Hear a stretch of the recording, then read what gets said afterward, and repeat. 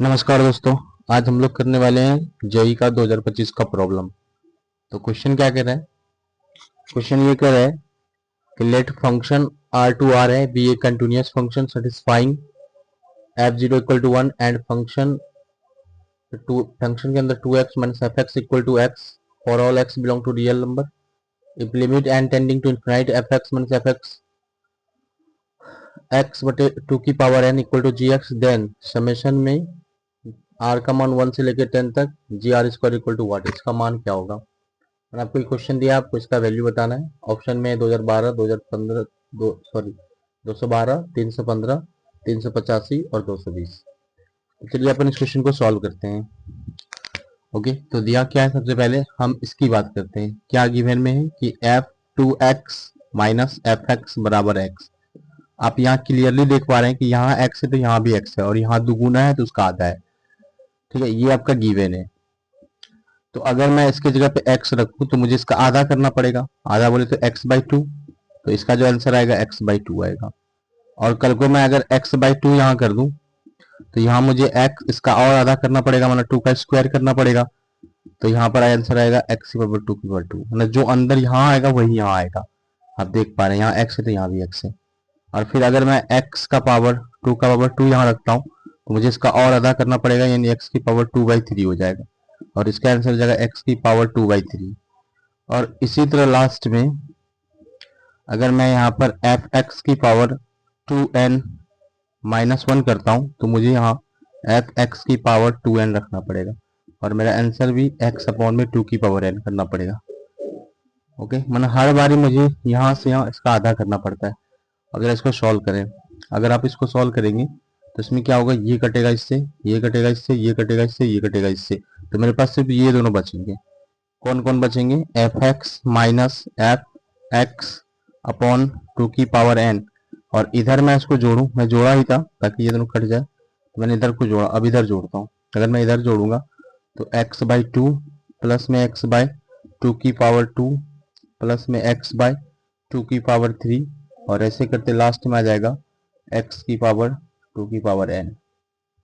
Okay, अब यहाँ से आप देखो सबसे कॉमन क्या आएगा, x, तो क्या बचेगा 1/2, 1/2 का स्क्वायर, 1/2 की पावर q प्लस में डॉट डॉट 1/2 की पावर n, ये आ जाएगा। अब हम क्या कर रहे हैं, यहाँ पर देखो इसका लिमिट लिया गया है।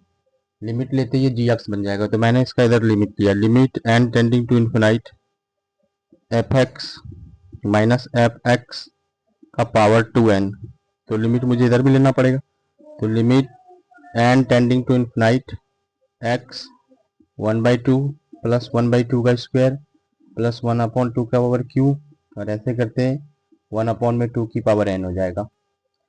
अब इसी का नाम, अब ध्यान से देखो, इसी का नाम क्या दे रखा है, जी एक्स। तो अपन यहाँ पर जी एक्स लिख सकते हैं। तो जी एक्स इक्वल टू आपका यहाँ पर एन वेरिएबल, क्योंकि एन टेंडिंग टू इन्फिनाइट है, एक्स तो कांस्टेंट है, ये बाहर आ जाएगा।